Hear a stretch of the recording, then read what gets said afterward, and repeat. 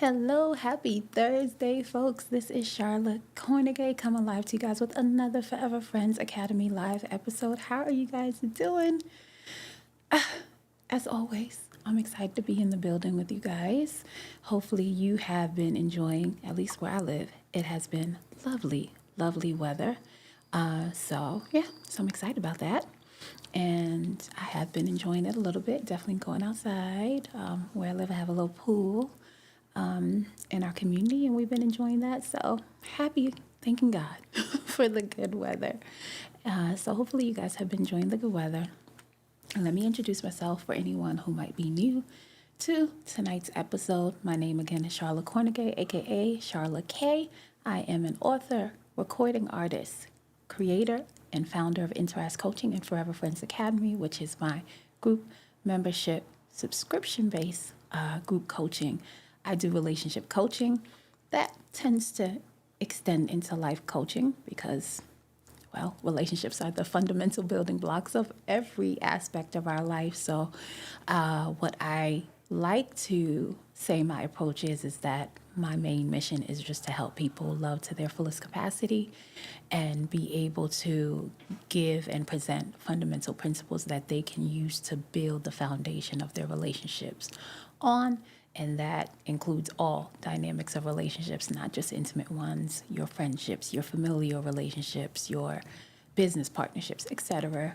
Because relationships are so important, and especially definitely who you choose to be your spouse definitely can change the trajectory of your life in such a drastic and grand way. If you can have some tools and some resources that are fundamental and universal across the board that you can use and remember when you're going through the different stages in life, those are the things that I like to introduce on my podcast, or whether I'm doing private coaching or group coaching. As well as I like to say, I like to weed out all the lazy loving. We can tend to not have the same enthusiasm, not have the same energy, effort, however you want to express it when we receive people in our lives and we get used to them being around. So oftentimes when there are issues that come up in relationships, it's usually because somewhere down the line, the honor has decreased and the effort that's put into, right, consciously loving each other and, putting the selfishness aside and all the things that block us from authentically loving. So those are the things that you can look forward to hearing from me when you stumble upon my podcast. So welcome if you're new. Please come back again if you like anything that you hear tonight, as well as you can go to my YouTube channel, Forever Friends Academy, by the same name, and definitely like, comment, subscribe. You'll get notified when I come on. I come on every Thursday, normatively, unless something comes up, every Thursday evening and Sunday evenings at 8 p.m. Eastern Standard Time. All right. If you want to check out my music, the other side of what I'm passionate about, on stage I go by Sharla K. That's SHARLA space K. And you can find me on your favorite music platform of choice, whether it's Tidal, Apple Music, Amazon Music, etc. Hopefully you'll find something that you like. You can find, I guess, the type of artist I am is just love and inspiration. I think there's enough music out there that expresses the tumultuous side of navigating relationships and love, and they're great, and they can definitely stir your heart and your soul when you hear someone who is authentically expressing from that place. So I think there's a place where I can find my place in exuding and expressing the levity of love, right? The fact that it's possible to love someone for a lifetime, and that it's possible to grow more and find more and discover more about yourself. So those are the things that I like to write about. And I also like to write anthems that like really motivate and inspire somebody. So if you're working on a project, if you're working out, and I guess like Olympic theme, the best way I can explain it is Olympic theme type of songs. I have one song called Finish Line, and I would love to. One of my goals would be for it to be either be played at the Olympic Games, or if I could perform, that would be even better. But so things like that. I'm very motivated by the endurance of the human spirit. You know, we go through so much and still persist, you know, and still thrive and still elevate. So that is definitely one of the core things that I guess inspires my writing as a songwriter. So enough about me. Tonight we're gonna get into tonight's episode, and tonight's episode is all going to be about knowing the difference between dating potential versus measuring capacity of the individual that you're vetting to be, you know, the potential person who could be a partner for you. So that's what tonight's episode is going to be about. And usually I start the episode by introducing a quote and a question of the night. So let me put out the quote for tonight, and then I'll follow up with the question. And the quote for tonight is, "Don't date potential, but do measure the capacity of an individual in a relationship." So let me say it again. Don't date potential, but do measure capacity when you're getting to know someone in a relationship. First things first, do you think that is a truthful quote? Do you think you can extract a gem of wisdom in it, put it in your tool belt to be able to navigate your relationships? Or maybe you totally disagree, or maybe you're like, I don't understand. Wherever you fall, definitely flood my feed and my comment sections, whether you're in the live chat now or you're catching the replay. I definitely want to know your thoughts.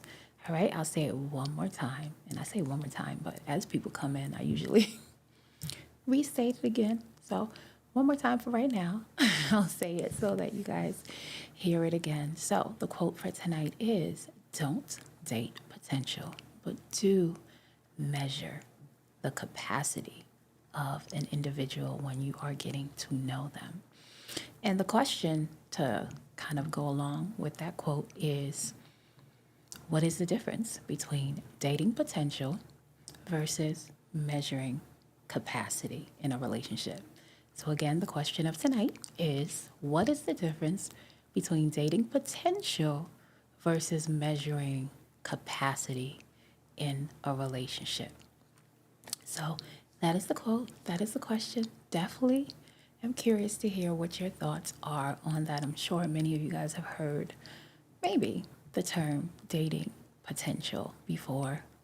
Many, many people talk about it, whether they're coaches or therapists and things like that. So I thought it would be a great topic to bring up because there are a lot of people that I talk to that either in the past have felt like they were kind of caught in a cycle of dating potential versus, seeing someone who could actually have the capacity to love them at a certain level. So while I'm waiting to hear your thoughts on that question, I will just review what we went over on our last podcast, which I really enjoyed. I not only presented it to you guys on my last live, but I also have a group membership online coaching academy called Forever Friends Academy, and we have been having a great conversation about the difference between kind versus being nice. And the last podcast we had was about that basically, and I put out a quote that said, "The world teaches men to be kind and women to be nice." And the question was basically, when you examine your relationships, do you think that would you consider yourself to be someone who is kind majority of the times in all the different, relationships that you're in, or would you consider yourself as someone to be nice? And basically, we talked about the nuanced differences between those words because we can use them interchangeably often.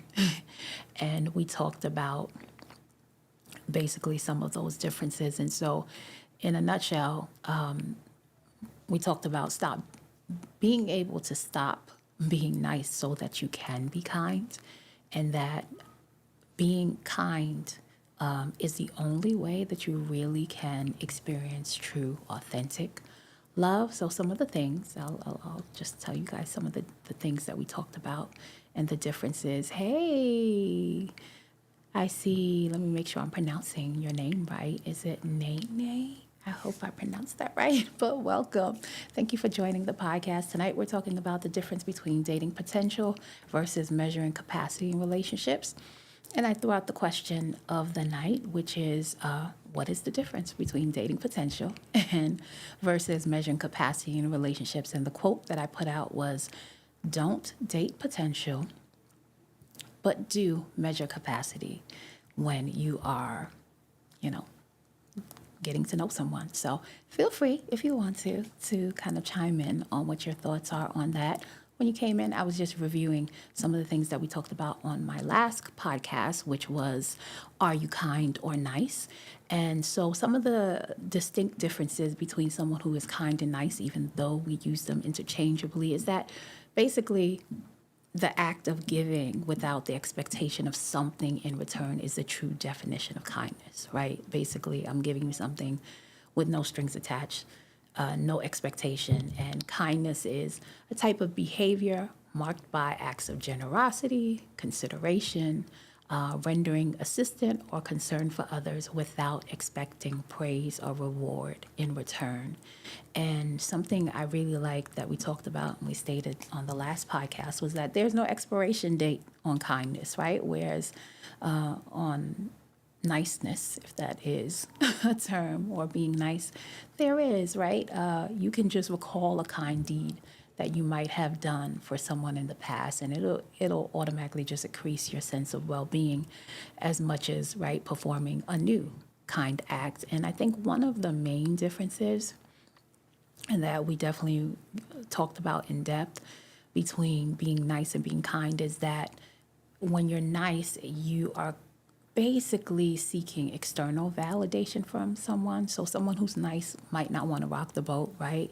They might be concerned about upsetting someone. They might be concerned about being liked. A lot of people who are nice majority of the time can also be termed as like people pleasers. And sometimes they do lack healthy boundaries, right? Because they feel like they have to do certain things to either remain in good graces with the people that they're engaging with.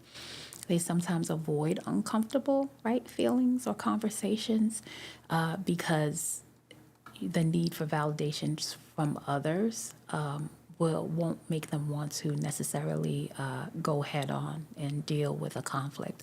And they also might prioritize other people's expectations of them or obligations that other people place on them before thinking about honoring themselves, and they might kind of stay in the path of least resistance rather than the path of authenticity. And so someone who's kind, the difference is that they are truth-centered, right? They care more so about what is morally right. The truth is their core thing that they're concerned about.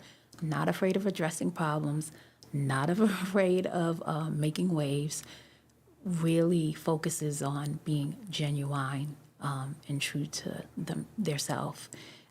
So those are some of the differences that we talked about. And I think it's a really important conversation because I definitely in the past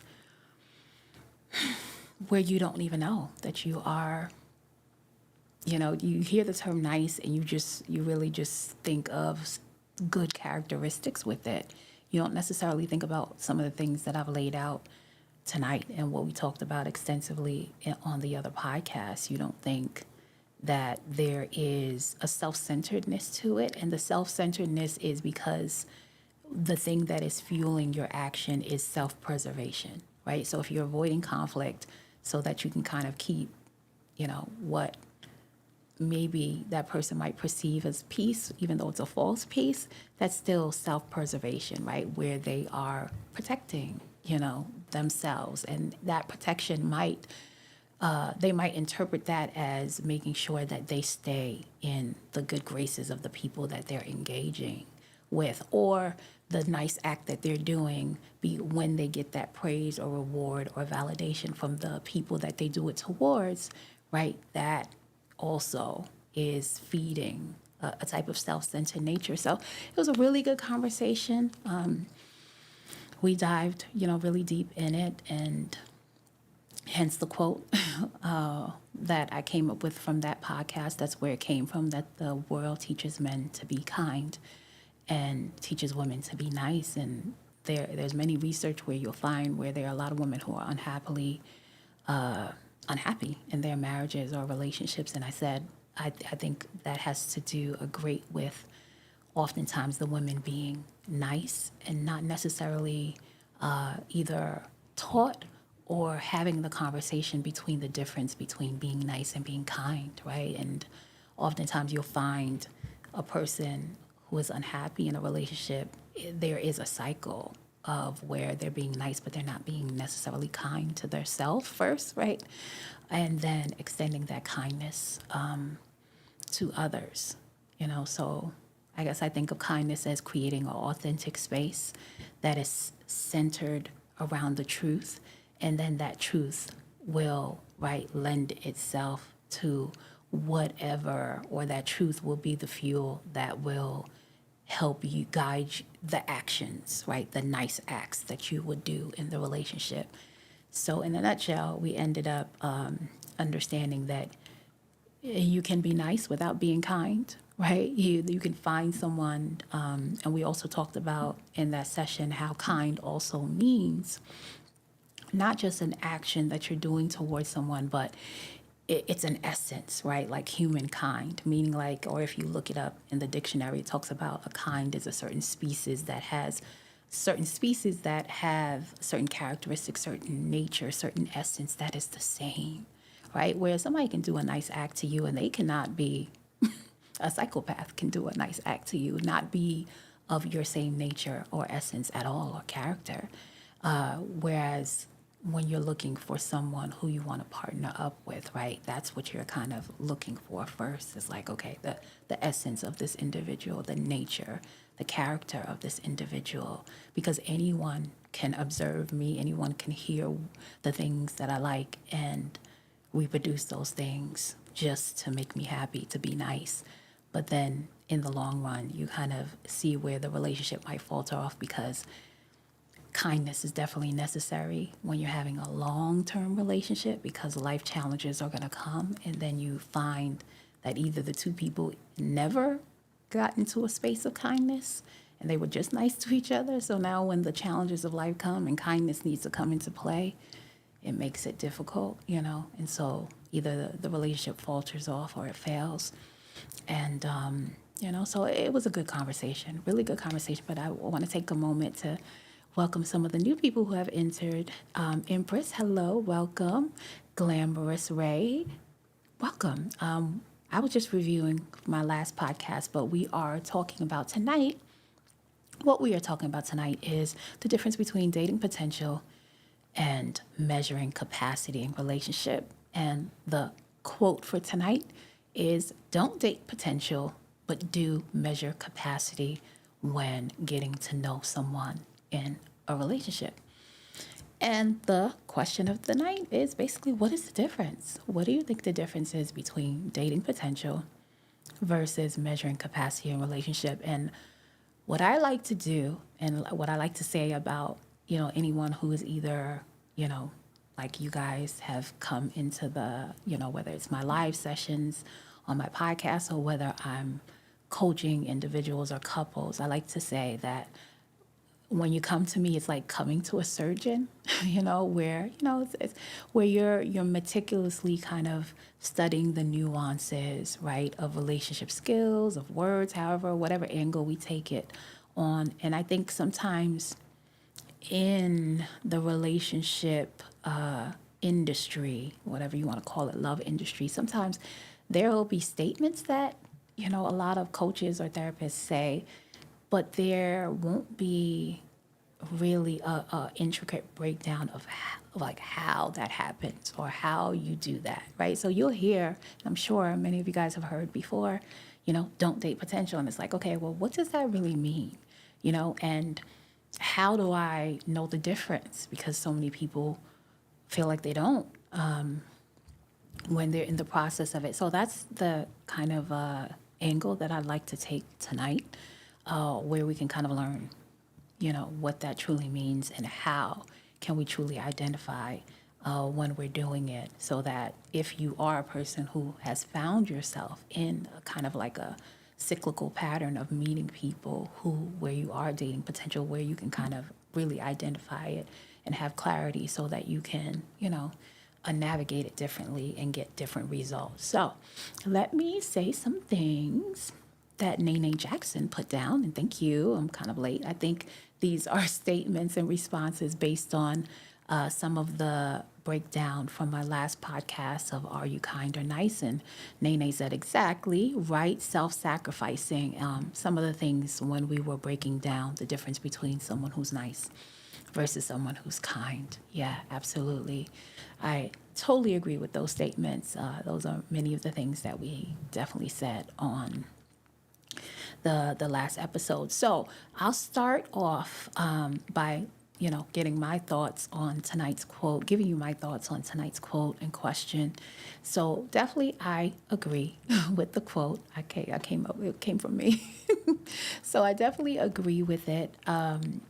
I do believe that you shouldn't date potential, but that you should measure capacity in relationship. And I will segue into answering the question for tonight of what the difference between it is. I wrote a book called 7 Stages of Loving Relationships. And in that book, there is like 7 stages of relationships that I put that healthy loving relationships goes through. And I believe this particular quote was in the 3rd stage of service. And I usually call that stage, or at least the process of that stage is that where the people who are false representatives, that's where they kind of exit stage left. Because when it comes to the actual reality that you have to serve in a relationship, and that getting into like a loving long-term relationship is less about you getting everything that you want, and more about how you serve in the relationship. And when you have 2 people who are focused on serving each other, or as I like to put it, out serving each other, then that makes a great foundation for a relationship, a loving relationship that will last a lifetime. So in that chapter, I say that there are people that you will meet in life. And I put it in like 3 categories. And I said there are people who want to love, there are people who choose to love, and there are people who have the capacity to love. So I'll say that again. There are people who want to love, there are people who choose to love, and then there are people who have the capacity to love. And in the book, I break down the difference between those statements that I stated. And so the people who want to love are maybe the people that you find and they love the idea of being in a relationship, the idea of it. Like maybe for some of us, maybe Disney painted that picture, or the romantic movies that we've, seen, or maybe you had actually a real life couple that you admired, that you saw, from your perspective, how they expressed and shared their love with one another. And so that creates a certain idealistic, right, way that we feel like our romantic relationship should play out. But those people are only really in love with the idea of it. They don't necessarily, and so people can fall into 2 categories when it comes to wanting, right? But it could be the people who are very fanciful about it, and maybe they are so love struck or wanting it so much that they don't necessarily tap into the consciousness that it takes, right? That you really do need relationship skills, and you need to develop yourself and all the work that comes with it. And so maybe they get tossed to and fro by anyone who kind of comes in their vicinity, or maybe not anyone, but lots of people, where it's like, oh, you could be my potential partner, or maybe you could be my potential partner, right? Because there's no grounding. It's just a type of idealism that they have about it. And then there's another person who can still be in this category where they might want it, but the fear of getting hurt, the fear of, just not wanting to take the risk, basically. So then they just stay in the theory, right? It's just in their mental, but they don't have the wherewithal to actually get their, feet wet and dabble into it, to take the risk that comes with, right? Even if you are conscious, even as much wisdom as you get, it's still going to be a risk because you don't know how the other person, right, is going to respond and act. So that's the want to love people. Then there are people who choose to love, right? So that is the person who is, similar to the person who wants to love, and they, like the idea of being in a relationship, but they have garnered enough, strength to say, I'm going to go out and I'm going to do it, and I'll take the risk. It's worth the risk, basically, right? But this person doesn't really, either understand, maybe hasn't taken the time to see how the things or their conditioned behaviors, maybe their traumas from the past, maybe just understanding, right, the opposite sex and how they function, all the things that would help, right, to kind of pour into a healthy relationship. They don't really have those. They're not equipped. So they go out and they dip their toe in it, but because they don't have, right, and they haven't really given space to really truly build a relationship and develop a relationship, and put the effort in, to do what it takes, then of course, right, they either, right, hurt people, they pass on the hurt, they feel like they fail, and maybe they feel like they get hurt, and so then they might, still do it, but navigate the relationship world defensively, which then, right, is counterproductive to the experiences that they want to have. So that's the person who, chooses to love, but is not necessarily equipped and doesn't really have the capacity to do it. And then, of course, lastly, is the person who has the capacity to do it. And really, the only way to measure capacity is how you lovingly pay attention to yourself and others and what they do with what they have within every stage that they're in, right? So the only way to measure capacity is the test of time and change and the challenges of life. When they come towards you, how do you proceed? How do you persevere? How do you withstand? How do you grow through it? Right? That's this life that we're living is what cultivates our capacity. So to put that in context with tonight's discussion, the way that I would say you can identify the difference between dating potential versus measuring capacity is, let's just say someone who's dating potential, and I think this is a real key moment of understanding that I think will help someone who feels like they have been kind of in a cycle where they've been doing that, is that when you're dating potential, if you're in a relationship with someone and there is a narrative, right, a narrative that you have placed in your mind, and we all know when we're getting to know someone, especially in those beginning stages when all of those, for women, oxytocin is going crazy, like all of the chemicals that are, helping us feel what many people would describe as butterflies in your stomach, feeling like this person is the one, and et cetera, right? You start to feel, emotionally attached, invested, etc., right? And so along with that process, there are stories that we develop, and those stories can come to fruition through hope, right? Of how we hope that the relationship will proceed, or the outcome of the relationship. Maybe you're hoping the outcome is marriage. Maybe you're hoping that this woman that you found is everything. She's going to be able to, add value to your life and pour into your life and bring, add things that you are missing. Right. And so those are good narratives. They're not even bad narratives. However, if that narrative that is strongly attached to a strong emotion, a strong desire, a strong emotional pull, if we take that narrative and make that narrative a monument, inscribed on our soul, right? And that narrative that you have blinds you from seeing what is going on in real time, right? Of what's really happening, like the functionality of the relationship, the true relationship dynamic.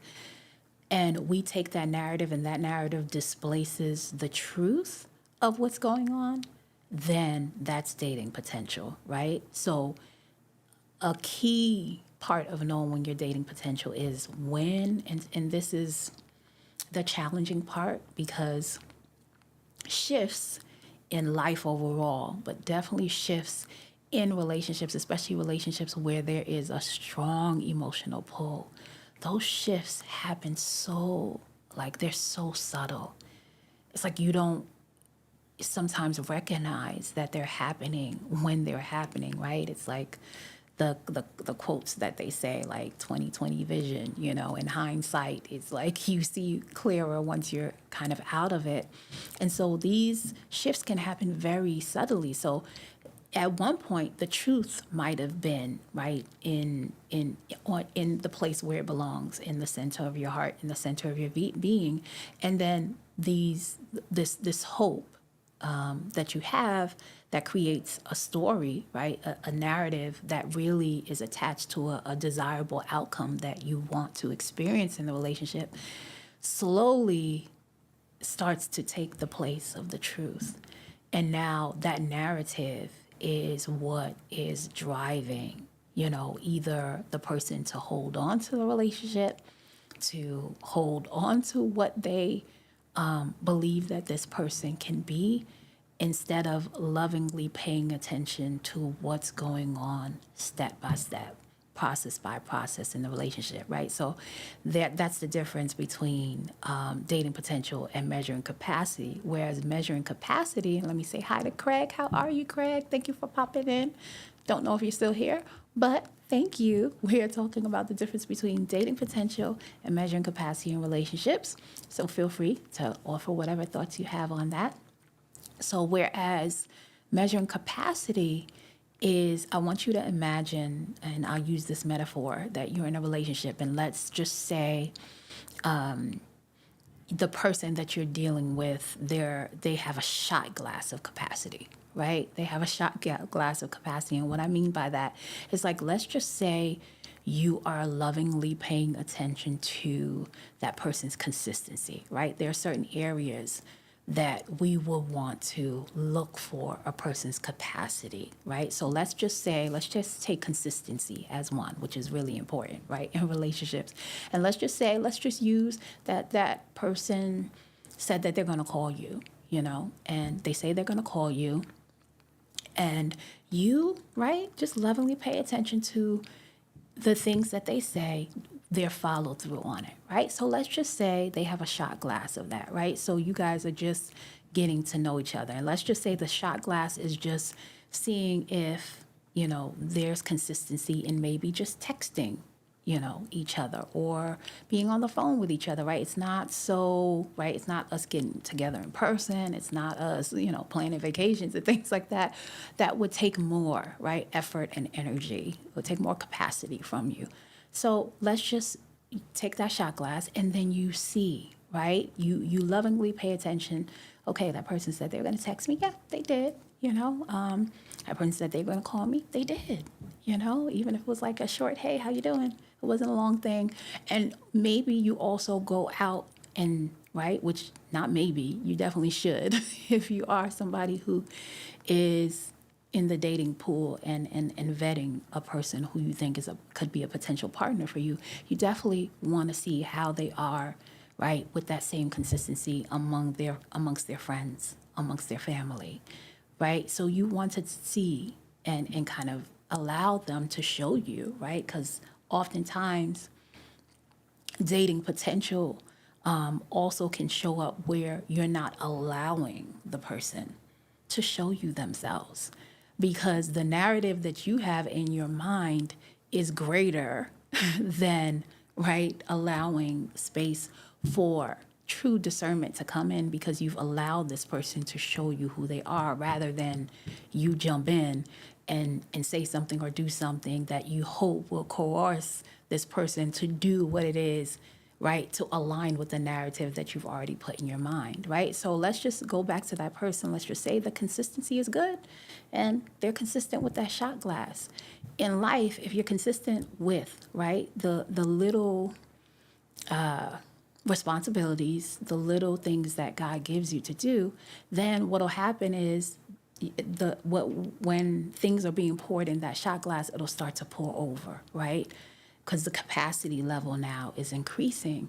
So then let's just imagine we put a 8-ounce cup underneath that shot glass, right? Because now it's overflow, right? So we need a bigger container, right? That's really what happens when you increase in your capacity.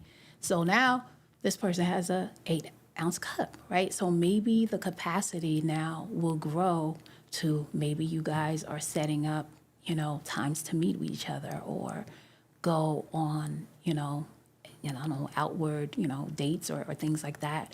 And then you see how that goes, right? And how the consistency is with that, and the consistency of that person's nature and their character in other environments, right? So that's the difference between dating potential and measuring capacity, because someone who's measuring capacity is well, let's start with this. First of all, thinking about their own capacity, right? Their own capacity to be able to engage with, right, or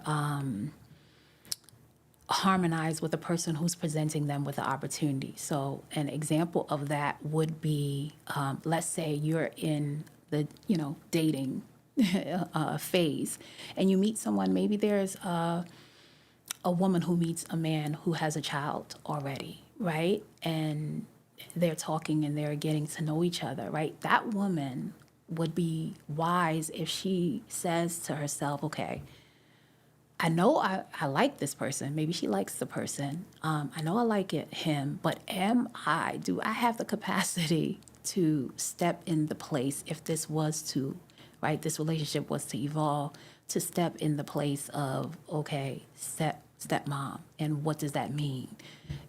Or if there is, where, I don't know, maybe some of you have on here dated people who have children, but someone who has a child, that child is going to take priority, right? Until the person who they are vetting to become a potential partner to them, they take that person as a husband, or or take that person as a wife.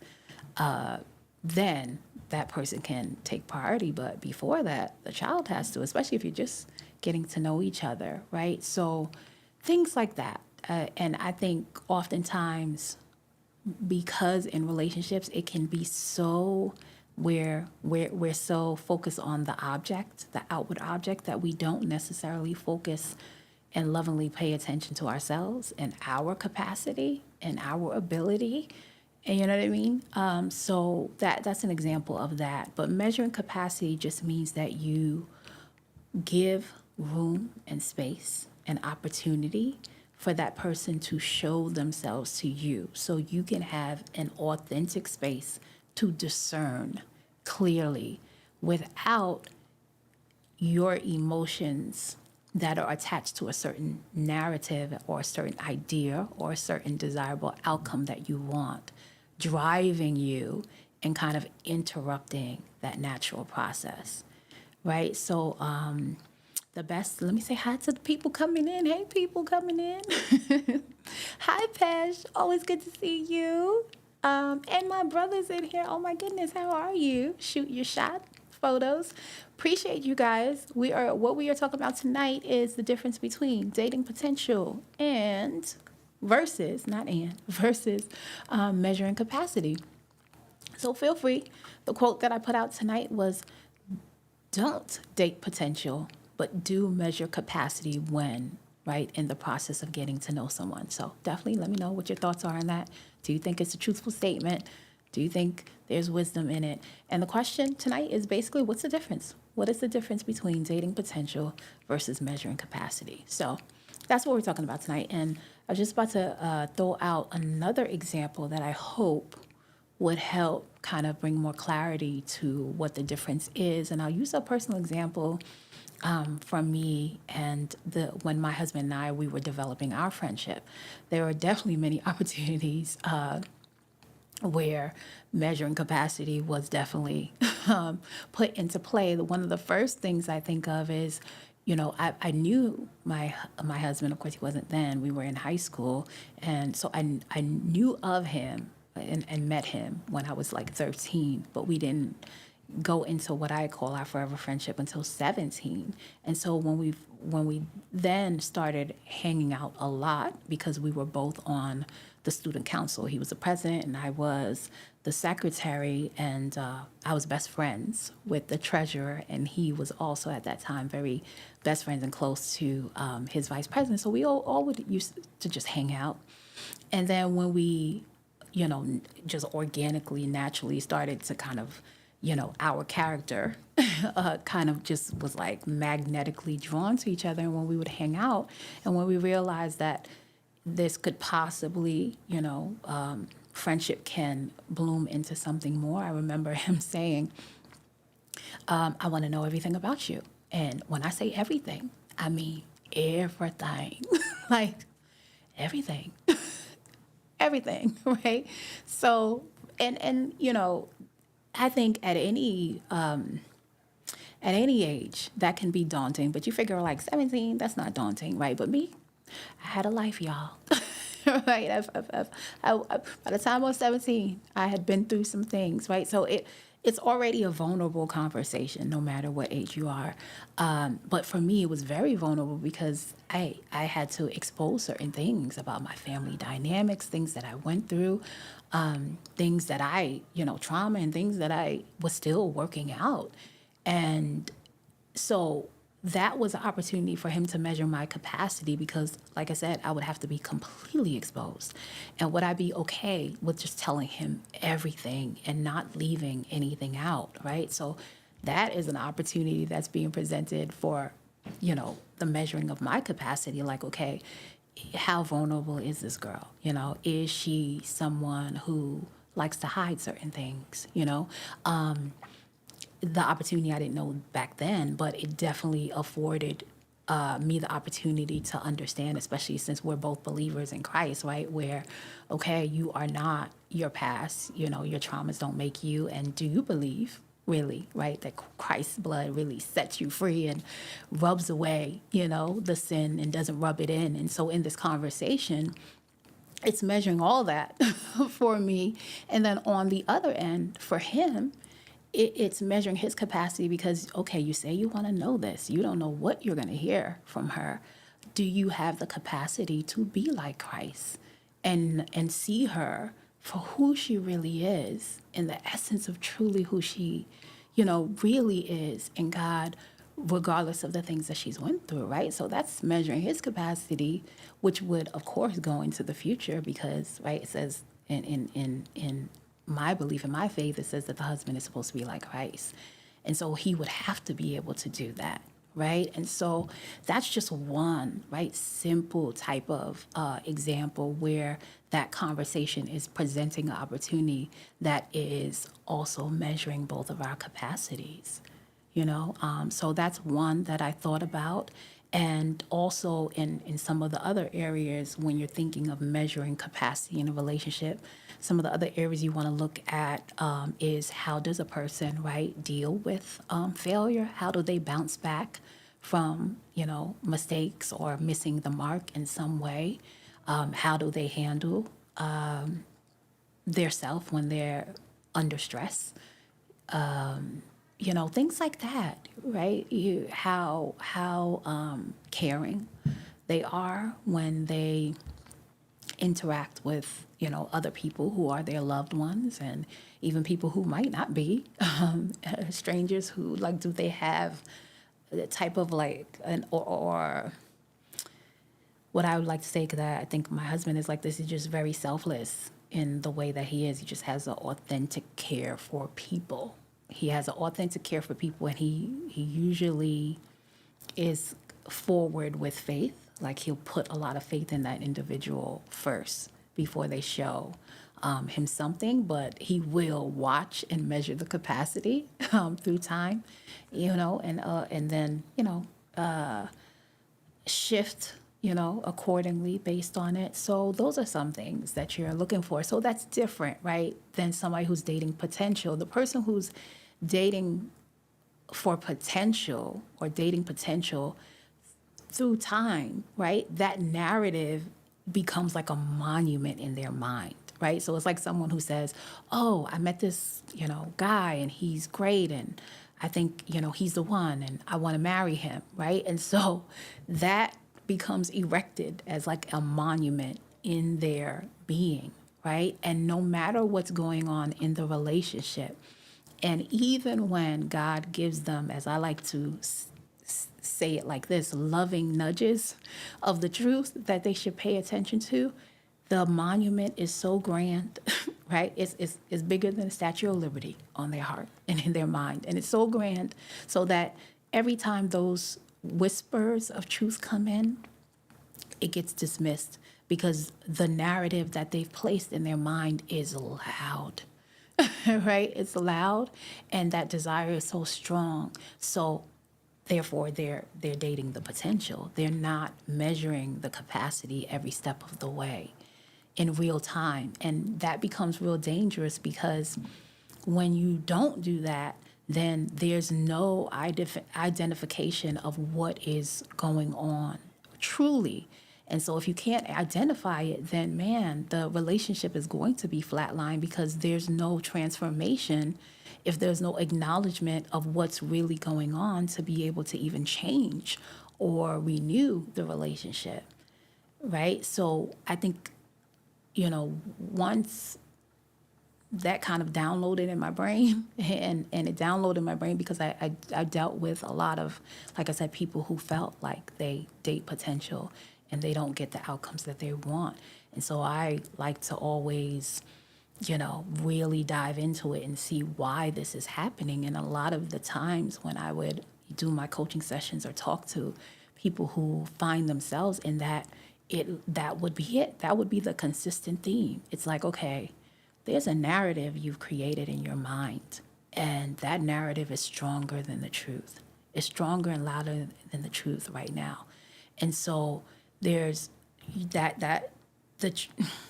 the potential is a lofty idea that can be, tossed to and fro in the wind because it's not grounded. It doesn't have roots, right? Whereas like capacity, measuring capacity, you can almost use the example of a tree, right? Where you're sowing a seed and the roots are growing, right? They might not grow all at one time. Like maybe you have certain roots that are spreading out here and at another time spread it out here. So that's what happens when you're measuring capacity in real time. When you see that person and they're dealing with a shot glass, like definitely when my husband met me, I feel definitely for who I am today, I was definitely dealing with a shot glass, but he could see in the opportunities that either he would initiate and create or would be organically created through life. He would see how I would handle handle those challenges, and then he would see how my cup would get bigger, because whatever things God presented for me to either be a steward over or responsibilities that came my way to handle, once I was able to, handle them in the best way that I could, he could see, right, that more roots were forming in me and that more fruit was showing up in evidence that, okay, this person is a person who is like this, who is of this nature, and of this kind, and is someone who is worthy to invest in, because I know that when I invest my time in my priceless, let's say that again, priceless time, energy, and faith towards that, they are going to produce fruit that is going to reflect that back to me in a way that elevates me, that makes me understand myself clearer as well.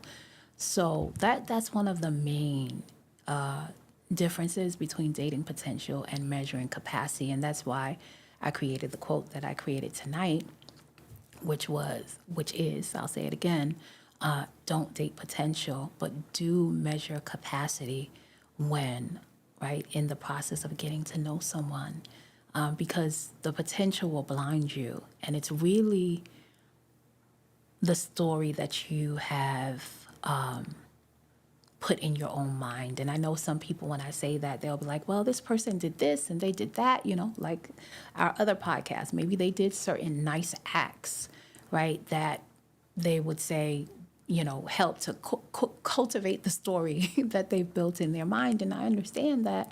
But at the end of the day, right, no one is responsible for paying attention or being attentive to how your life is unfolding more than you, right? So we can't put it on the other person. And usually when you're dating potential, after a while, those nice acts usually tend to fade. And even though the nice acts have faded, the desire, the strong desire that those nice acts kind of,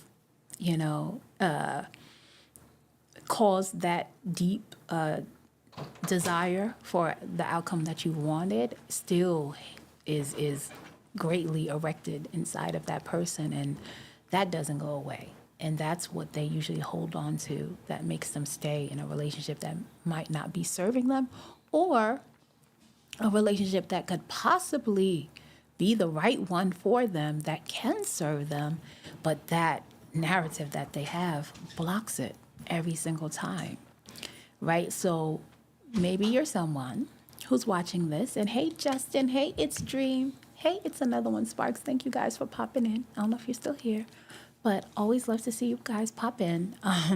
We're talking about the difference between dating potential and measuring capacity in relationship. Tonight's question, feel free to chime in and answer. What's the difference between dating potential and versus measuring capacity?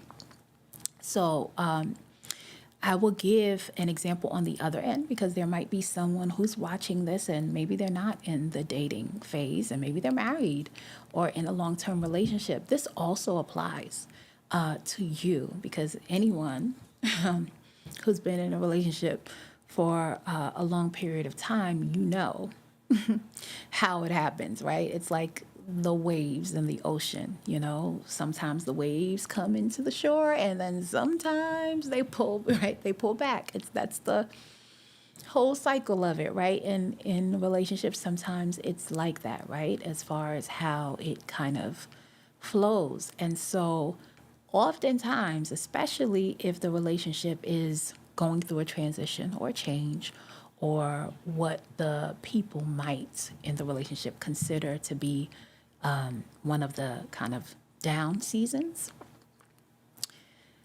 In those seasons, narratives can be created in the mind too, right? And it won't be in the way that I presented of the person who dated, and they have the butterflies in their stomach. And so there's this strong narrative of, oh, I want to marry this person, or this is the one, and this person's going to be with for the rest of my life.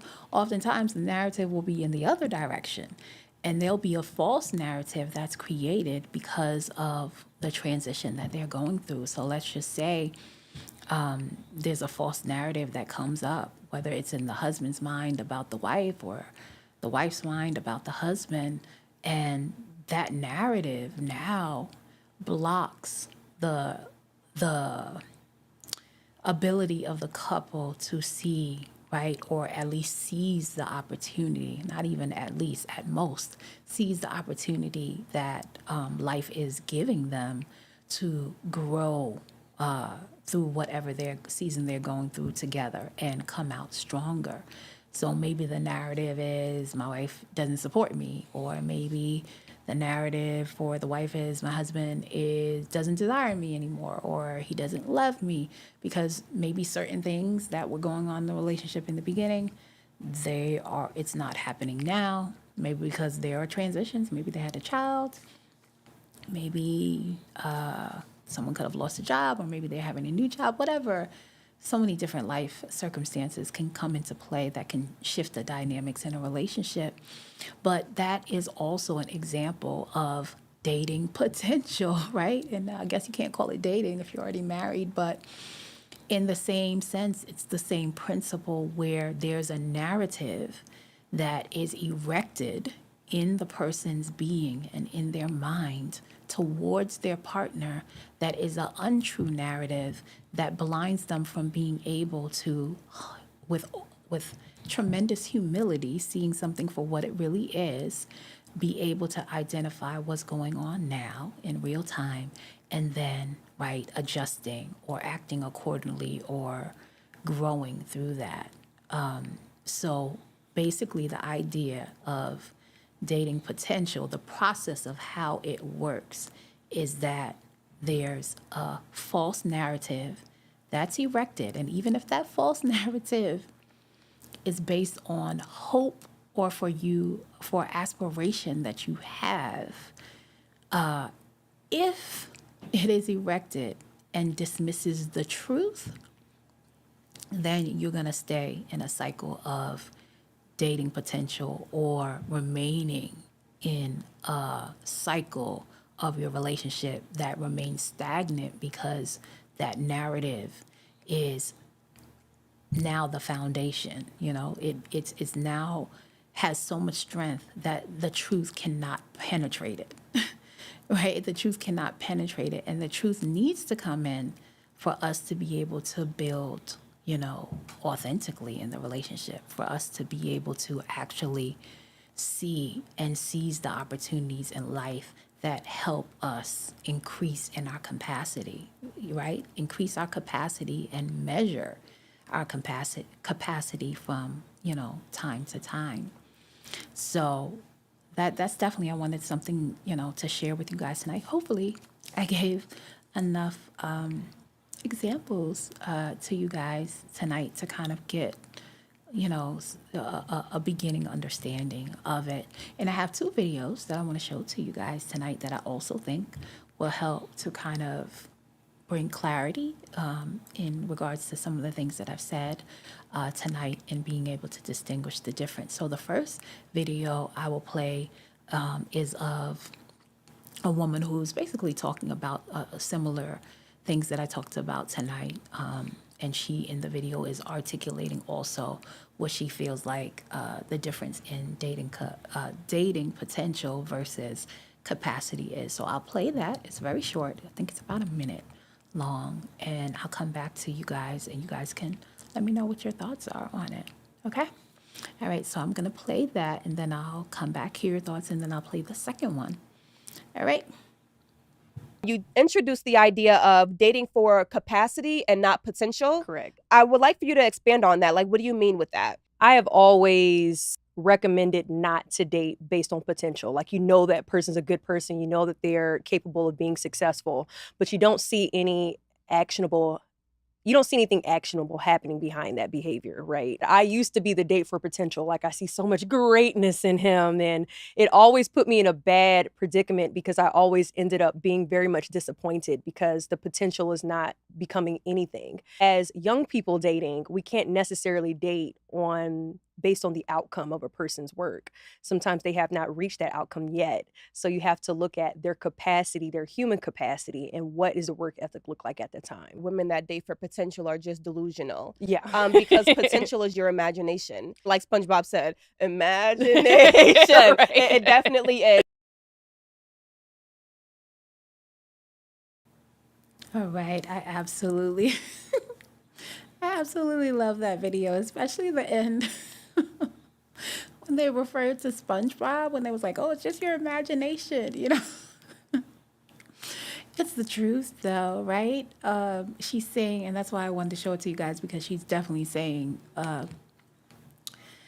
similar things to what I've already introduced to you guys. And basically, that's what it is, right? It's when that narrative in your mind is erected and when it can no longer be correlated with the things that, or in tandem with or in alignment with the things that are happening in real time, then yeah, most definitely that narrative is now just your imagination. It's not what is actually happening in real time. There's no fruit, there's no evidence. And like I said, oftentimes it will blind you. It will blind you, from seeing what's truly going on. So yeah, so I love that video. I love that video. It was quite comical at the end. So I appreciate her whole breakdown of that. And it's sometimes it can be challenging because, like I said, oftentimes the narrative that is created is cultivated from strong feelings that you have towards someone based on things that they've done that are appealing to you or enticing to you. And of course that's what's going to naturally happen if someone's doing something towards you that you feel is nice acts, even something that you consider to be a kind act, or meeting needs that you have. And so, of course, it is going to bring about certain, hope inside of us. And especially if, like I said, the desirable outcome that you have is a good one, right? Like, it's not bad to hope for a relationship to end, I don't want to say end, but I guess evolve into marriage, or evolve into long-term commitment. Those are, like beautiful aspirations of life.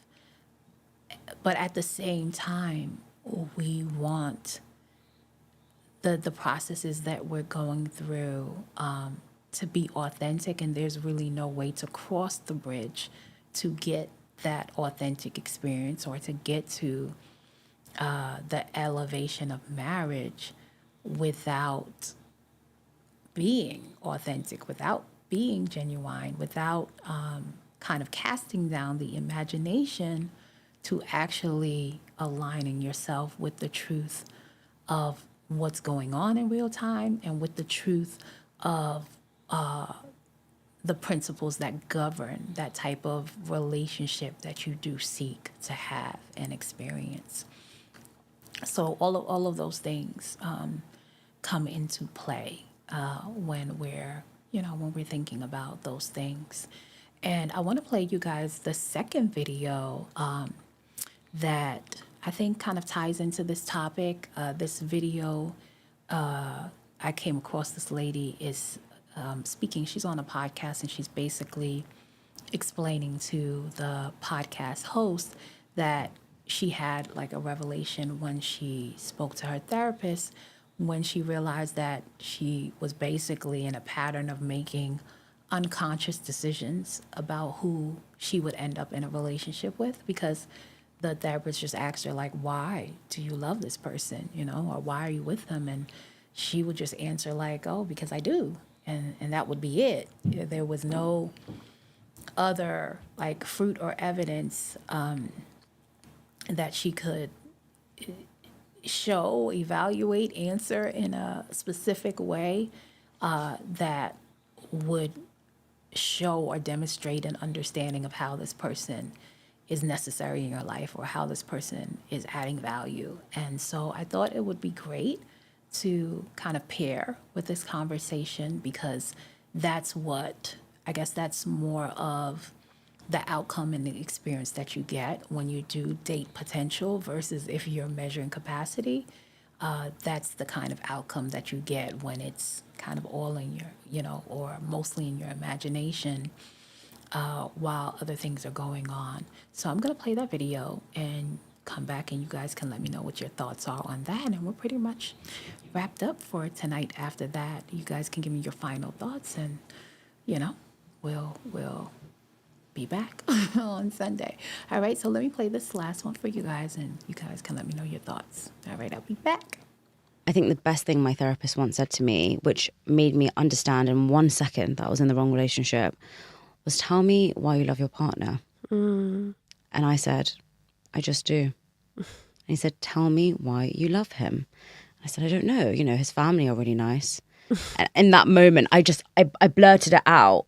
And he looked at me and he said, that's the first thing you're going to tell me? And I said, no, no, no. And then I listed maybe a couple of things, but it was hard for me to quantify, for me to tell him. I think that answer of I just do means that you don't know. No, but I just do. There would have been a reason that you were with this person, and it would have been unconscious, and it would have likely been some sort of repetition from your past, 100%. And so I just do means that your unconscious is in the driver's seat of your choices, and that means you're not actually aware, and you're not making choices that are coming from your conscious kind of like healthy adult mind. Wow, that was such a short video. But boy, did it have so many gems in it.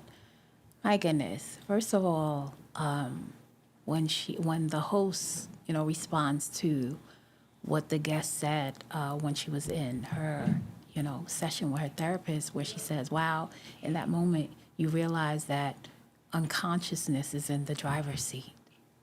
And that in that moment, when you realize that the unconsciousness is in the driver's seat of how you're navigating your relationships, that you realize that this is probably just past behaviorism, right? Or consistent behaviorism that can possibly stem from, some type of conditioning, maybe even trauma.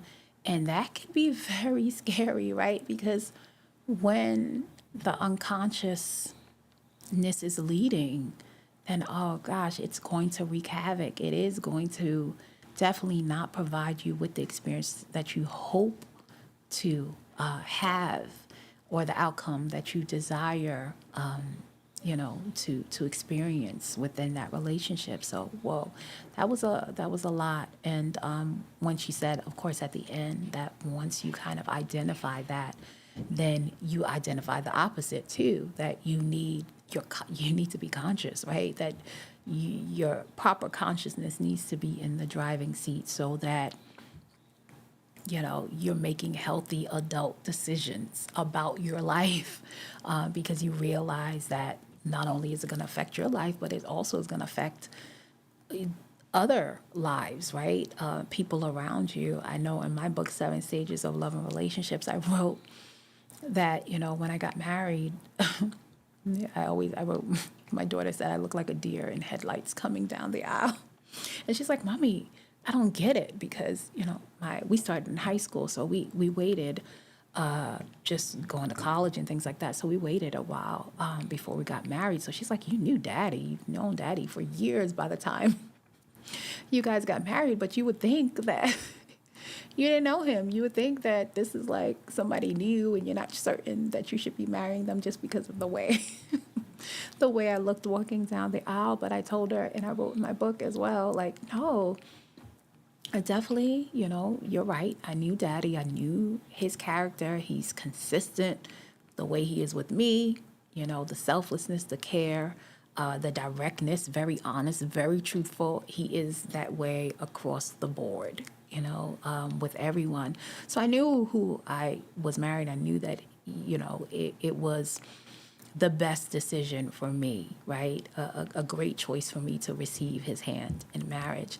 And so the deer in headlights, though, part was me understanding, and of course not fully understanding, because I always say on this the podcast and the lives, like, as much as we talk about relationships and as much as wisdom that we acquire from them, marriage is the beginning, it's not the end, and it is one of those processes of life that you will be transformed in. And as much as you think you're ready for it, it is there to prepare you. It is there to cultivate you. The whole process is going to cause you to grow if you allow it to do what it needs to do. So I think my deer in headlights type of kind of look was understanding and feeling like it's very daunting to think like, okay, I'm going into this. Like, I know that an elevation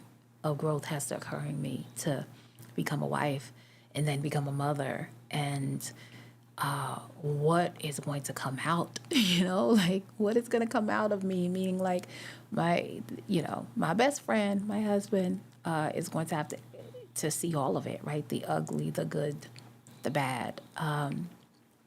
And I have to, and I think more importantly, because he's shown through the years that he could handle all of those things and, provide support for me to transform and grow through all of those stages. But it still was daunting for me. Like, okay, I guess it's more so, am I okay with being this bear in front of him? Like, what is that going to be for me? So I think that's what I was thinking about. And then I also was thinking about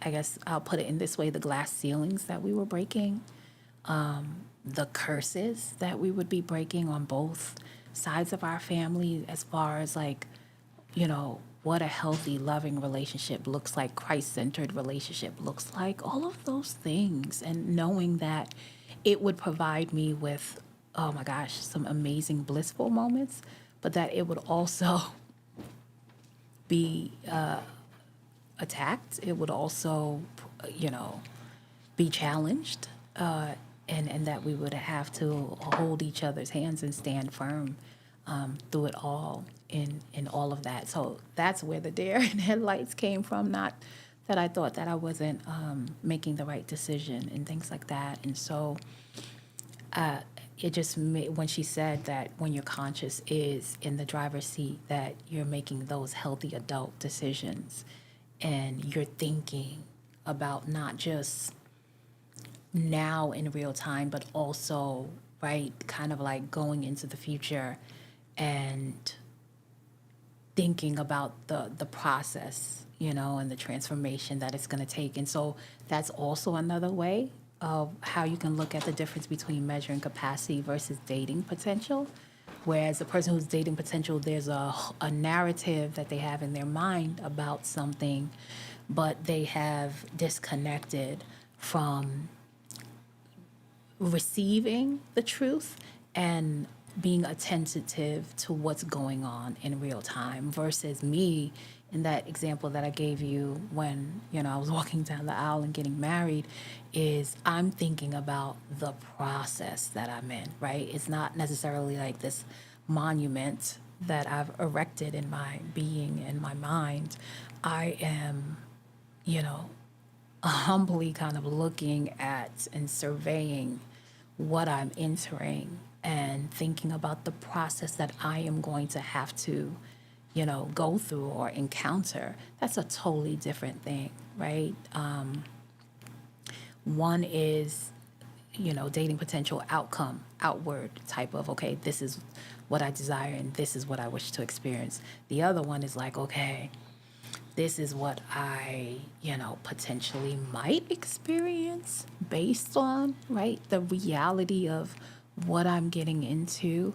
And it definitely is not externally me kind of putting it on my future husband. It's me thinking about the process that I'm going to have to go through to show up and serve in my relationship in the greatest capacity with with the most optimal quality, and what that would look like. So that's a difference too. And I think the other thing that I liked that really stood out to me that she said in that short clip, really very relatable to me, because I was in a relationship like that before starting my forever friendship with my husband, where she said, when her therapist asked her, why do you love him, right? Why do you love the person that you're now currently in a relationship with? And the first thing she thought of was like, I don't know, his family's great.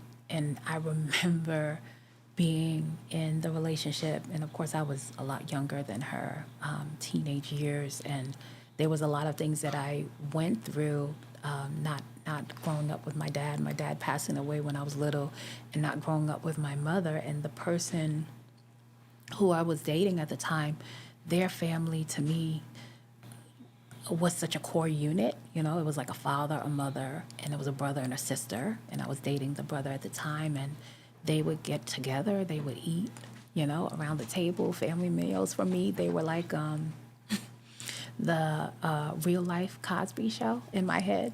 That was the narrative that I told myself, like, oh, they're like the real life Cosby Show. Like, I've seen I've seen it on TV, not necessarily experienced it in real life. And so it was like awe inspiring for me, because this was, and it was also filling a space for me that I did not experience. And there was a reality in my mind that I'm never going to experience this in that type of nuclear family way, because my father had already passed on.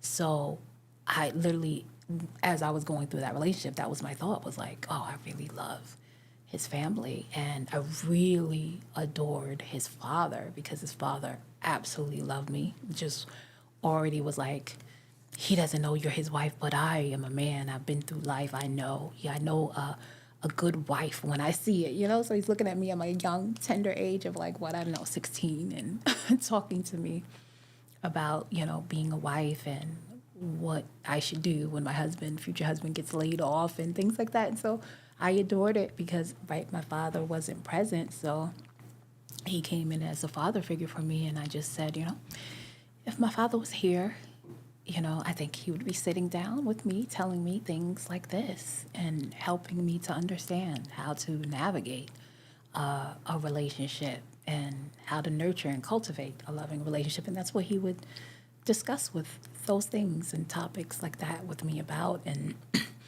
but I realized that I would add more of a adoration and admiration of his family and what that meant for me, and him and I would kind of just cult into that, and so there was a narrative that I erected in my being, and I write about it in my book, to the point where, God bless his father's soul, he had passed on young, while we were in high school, and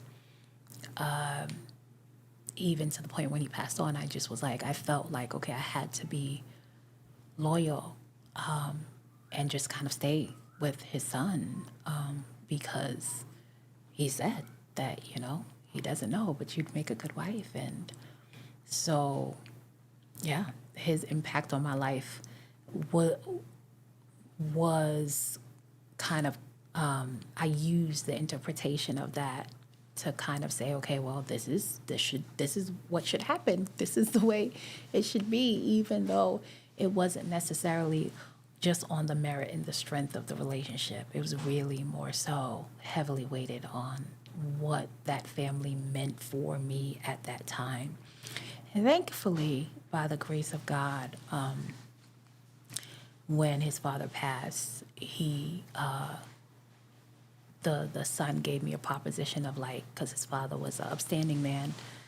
During the funeral, there was just standing room only, right? There was nowhere to sit because he was that impactful to his community. And I just remember seeing that and just in awe and saying that when I grow up, that's what I want to be.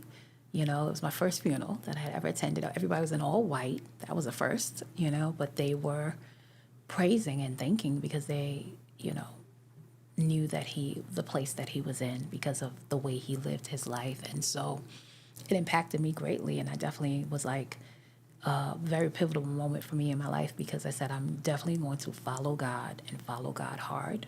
And because I want my life to be fruitful in that way. And I want to produce that. And I remember us having the conversation, his son, shortly after the funeral, was saying, I think we should take some time apart and just like focus on God, like go, headstrong and then come back together. That was the pact or promise that we were making. And I was like, okay, yeah, definitely. I was all for it.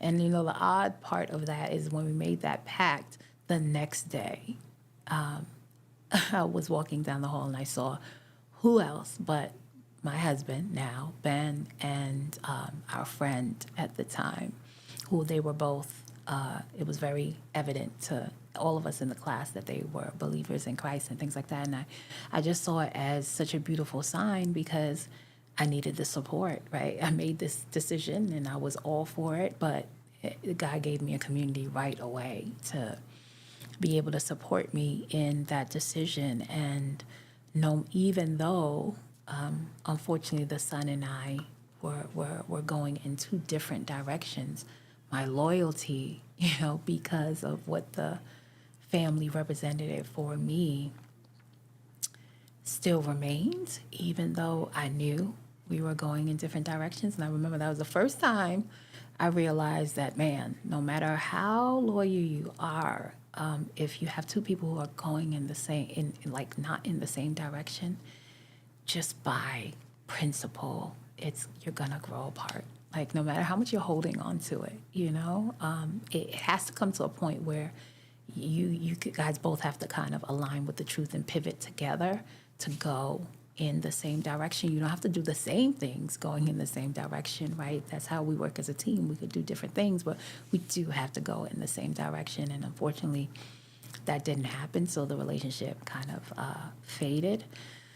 And so I definitely related to what she said when she said that, because that was something that dawned on me too. I was like, wow, it wasn't, not that he wasn't a nice guy, because he was great. He was a nice guy, but it definitely was a narrative that I created in my mind because this family was feeling like a void for me.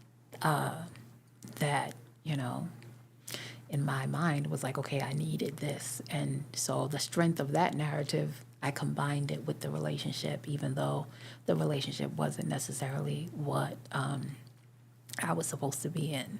So so that's why I wanted to show that video, because I thought it would also give you another clear example of the difference between dating potential versus measuring capacity. So if you leave with nothing else tonight, just remember that one of the key differences between dating potential and measuring capacity in relationship, I'll say 2 points. One is, don't date potential, but do measure the capacity in the relationship, and start measuring the capacity by first looking at yourself. Measuring your capacity, because sometimes we desire certain things and sometimes we want to thrust ourselves into certain relationships or certain dynamics, but we haven't really built up the muscle. It's as simple as someone who's going into the gym who either wants to lose weight or wants to build muscle. You're not gonna go in there and just start benching like 100 pounds, day one, if you've never gone in there, right? So you don't have the capacity yet. So you got to build the muscle. You might start with like 10 or 20, depending on where you are, if you're a man or a woman. But you know that if you want it to be lasting, right, that you have to deal with where you are in real time, and that you want to build up to that point, right? So that's measuring capacity. Whereas, dating potential, the key is that there is some kind of narrative that you have erected in your mind, either about a relationship that you're in. That narrative can be good. It can be based on a hope or an outcome or desirable outcome that you wish to experience. And if that narrative gets erected and now displaces the truth, then we are now riding off of the potential of the relationship. And that is going to, unfortunately, inevitably disappoint you, because when that narrative is erected and now the truth can't penetrate that narrative, right, or course correct it or reappropriate what you thought it was, then there's no way to, if it is a person that you are supposed to grow with, there's no way to identify where you are in reality in the moment right now identify what shifts, what adjustments need to be made, and then transform from there, right? It's just the imagination. And we know that we can't build a foundation of a relationship based on a false narrative or an imagination. Even if that imagination that you have or the narrative that you've built is based on good intentions or good life, good aspects of life that you want to experience, right? Whereas measuring capacity is, you know what? Let this person show me all of their cards. Let me not jump the gun. Let me not get in the way. Let it play out so I can see how this person is and measure their capacity on how they deal with me, on how they deal in other environments with their friends, with their family, with their coworkers, with strangers even, right? Is this a person who has moral fiber, moral ethics, that where they're kind and not just being nice, where they are more centered in the truth and doing what's right, no matter where, right, what context they're placed in or what environment or spaces that they're placed in. And as the first video that I showed said, sometimes when you, like me and my husband, you'll meet people where they're not at their full capacity yet, right? But you can see what they do with their shot glass of capacity. You can see how consistent they are with the words that they say, how consistent they are with how they treat their friends and family. You can see all of those things, how consistent they are or with how they deal with mistakes that they've made, how they bounce back from it, or do they do a down spiral, into insecurity or other things. You can see, their work ethic when they take on certain responsibilities or activities, and you can gauge it from where they are, because if a person is consistent with that shot glass of capacity, it will start to overflow, and you will see that their container will get bigger and bigger in life, and God will give them more things to be steward over. He will give them more responsibility because they have shown that they are able and equipped and useful and fit, right? We said in the last podcast that was one of the meanings of kind, is that that person is fit and useful, right? As well as they are of a certain characteristics, of an essence, of a nature. So you can get to see who that person is, and it's important because what you're really saying is that I am going to let the truth reign supreme in this relationship, and I'm not going to be afraid of seeing the truth and experiencing the truth, because the truth always has my best interest. It is always in favor of my best interest, whereas the narratives that I create for myself, even though I might have good intentions, they might not be the very best thing for me. Just like in the example I gave with the boyfriend, the dating that I, was into before I met or started my forever friendship with my husband. It's like, yeah, it was just a narrative that I created. And the interesting part, and I think one of the important part that you want to remember, is that it's not like the narrative isn't coming from, some right aspects to it, right? Or truthful aspects to it. Like in my situation, right? Yeah, my father did pass away. There was a void there for me. So yeah, it is a good thing that I'm with this family and I get to experience, how I would think it would be if it was, possible for my mother and father to be together. So it's not coming from, kind of a flimsy place. And it has good intentions to it, but that still doesn't negate the fact that that narrative can still distort whether you're really supposed to be right in this relationship, because that truthfulness in that narrative is one thing. Like, I can still sit down and have dinner with this family without being in a relationship with him. Like, don't get me wrong, it was the relationship that gave the pathway for me to experience that. But I can say to myself, like, well, maybe this relationship was just for this, to provide some wholesomeness for me in this way. But I'm making it more than what it really is supposed to be. And if I allow it to do what it's supposed to be, then it'll propel me, right, to where I need to be and navigate me to maybe the person who is for me, which it did, right? It literally navigated me towards my husband. So those are some of the things that I think are important takeaways. And when you hear somebody say, which I'm sure you hear somewhere down the line, don't date potential. Now I'm hoping that from this live, you'll really understand like what that truly means and what the process really looks like. Because it's hard to articulate, it's hard to identify our emotional processes oftentimes. And so I'm grateful that I can be in a space and provide an opportunity that can provide a space to articulate, or provide maybe metaphors or,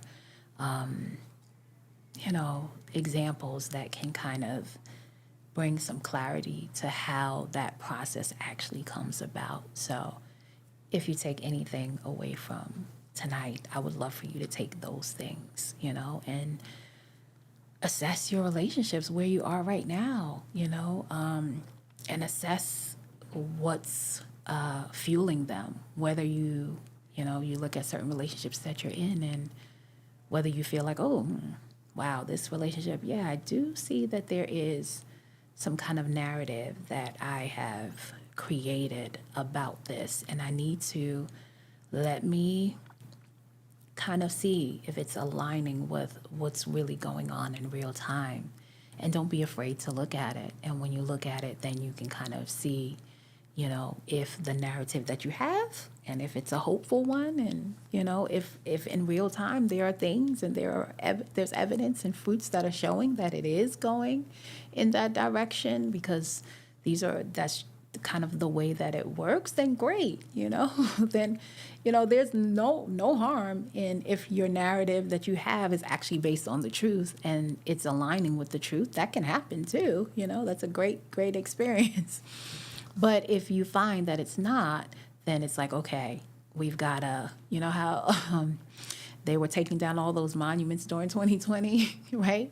We got to do that, like get a rope, tear it down, tear the narrative down. And when you're doing that in the emotional process of how that's done is that you ground yourself in the truth. So, so that it's not hurtful to you, because the truth is bringing clarity. So that's how you kind of, reappropriate it and kind of cast the imagination down and erect the truth, so that the truth can guide you and guide your actions. So, but thank you guys. I appreciate it. As always, I always say you can be anywhere, like anywhere.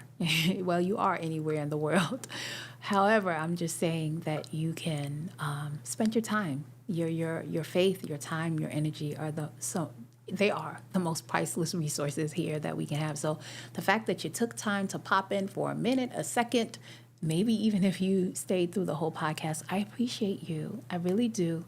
And I thank you for your time and your energy. And I hope that whatever I presented to you, that there was something that resonated with you, something that you can carry and help equip you with the way that you navigate your relationships and cultivate your life. If you like anything that you heard, definitely come back again. Come back again. And I come on every Thursday and Sunday evenings at 8 p.m. Eastern Standard Time. Definitely, if you'd like to hear all the full lives, go to my YouTube channel, Forever Friends Academy, on YouTube, and like, comment, subscribe. Definitely, if you know of someone who would benefit from hearing this podcast and this information, definitely pass it along, and let them know, I came across this woman. She's a relationship coach as well as a singer, and, some of the things that how she breaks down relationships or how she approaches talking about it definitely has me thinking in a different way and is useful. So just bring them my way. So I appreciate you guys. As always, I will be back, all right, on Sunday. And until then, as I always like to say, always remember to live, to love freely. All right. Bye, folks. Bye.